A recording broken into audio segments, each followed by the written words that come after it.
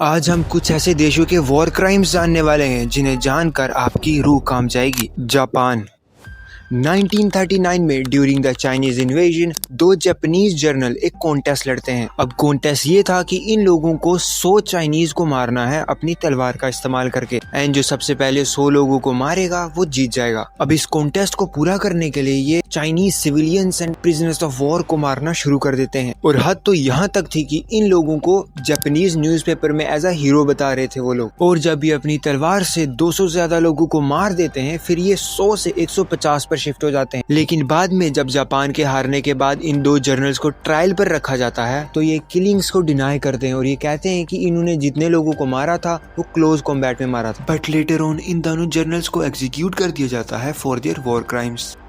Israel, ये कहानी है एक 6 साल की बच्ची हिंद रजब की। ये कहानी इतनी दर्दनाक है कि इसे सुनकर आपका दिल भर आएगा।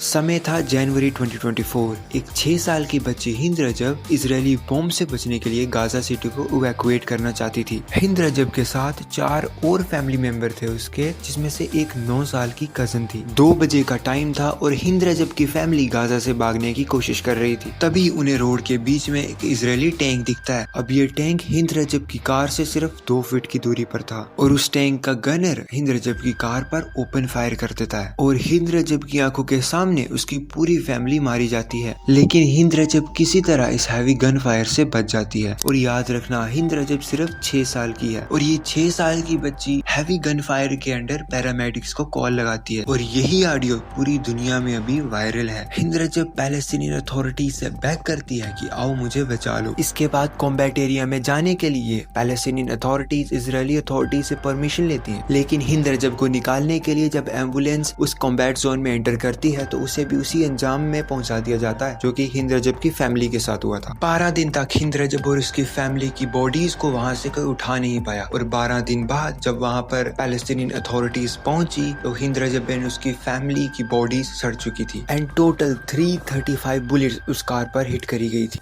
चाइना, इमेजिन करो कि आप एक स्टूडेंट हो जो कि स्टूडेंट प्रोटेस्ट में आया है, जिसे अपनी गवर्नमेंट में रिफॉर्म चाहिए। बट रिफॉर्म तो नहीं आता, लेकिन कुछ टाइम बाद आपको hundreds of tanks, army personnels and armoured vehicles आपकी तरफ बढ़ते हुए दिखते हैं जो कि openly hundreds and thousands of protesters को शूट करते हैं। और यही था चाइना का टिएनएनमेन स्क्वायर मैसेकर। ये कहानी की शुरुआत हु यो बैंग की डेथ से होती है, जो कि चाइना में एक बहुत ही लोकप्रिय लीडर थे क्योंकि वो फ्री स्पीच और डेमोक्रेसी को सपोर्ट करते थे। और उनकी डेथ को मौन करने के लिए बहुत सारे स्टूडेंट्स टिएनएनमेन स्क्वायर में इकट्ठे होते हैं। लेकिन बहुत ही जल्दी ये मौन सेरेमनी प्रो डेमोक्रेसी प्रोटेस्ट में बदल जाती है, जिसके बाद उन स्टूडेंट्स को मारकर वहां से भगा दिया जाता है। लेकिन इंटरनली भी गवर्नमेंट में क्लैश चल रहे थे। अब जो लीडर उन स्टूडेंट के साथ में थे उन्हें हाउस अरेस्ट कर दिया जाता है और इस न्यूज के मिलने के बाद प्रोटेस्ट और ज्यादा वायलेंट हो जाते हैं। 4 जून 1989 को गवर्नमेंट ऑर्डर देती है मिलिट्री को कि ये सारे प्रोटेस्ट को क्लियर करो, क्योंकि बहुत सारे यूएसएसआर के लीडर चाइना में आ रहे थे। सुबह 5 बजे टिएनएनमेन स्क्वायर्स को चारों तरफ से घेर लिया जाता है, जिसके बाद hundreds of military tank, armoured personnels Tiananmen squares की तरफ बढ़ते हैं एंड वो लोग वहां पर जितने प्रोटेस्टर्स थे उन पर ओपन फायर कर देते हैं। टैंक्स प्रोटेस्टर के ऊपर से चढ़ जाते हैं और वहां पर लाशें ही लाशें बिछ जाती हैं और 5:40 तक पूरा टिएनएनमेन स्क्वायर खाली हो जाता है। और इस वायलेंट मैसेकर के बाद ये प्रोटेस्ट सारे खत्म हो जाते हैं। चाइनीज गवर्नमेंट ने 200 के अराउंड कैजुअलिटीज बताई हैं, लेकिन ये नंबर्स एक्चुअली में 800 से 10,000 के बीच में है।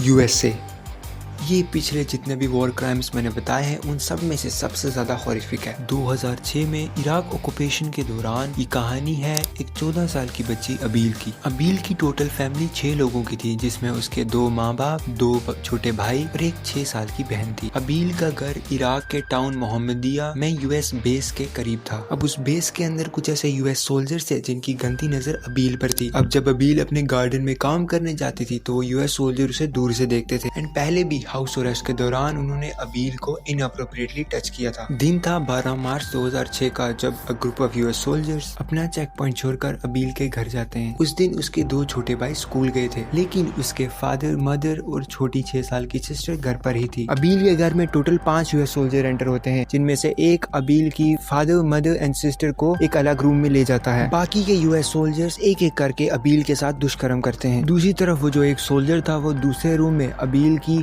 फादर, मदर एंड उसकी 6 साल की सिस्टर को मौत के घाट उतार देता है। और लेटर ऑन ये सारे सोल्जर्स मिलकर अबील की बॉडी को जला देते हैं ताकि कोई एविडेंस ना बचे, और अपने वेपन्स को पानी में फेंक देते हैं। बट लेटर ऑन 2014 में जाकर इन सभी यूएस सोल्जर्स को लाइफ इम्प्रिजनमेंट की सजा होती है।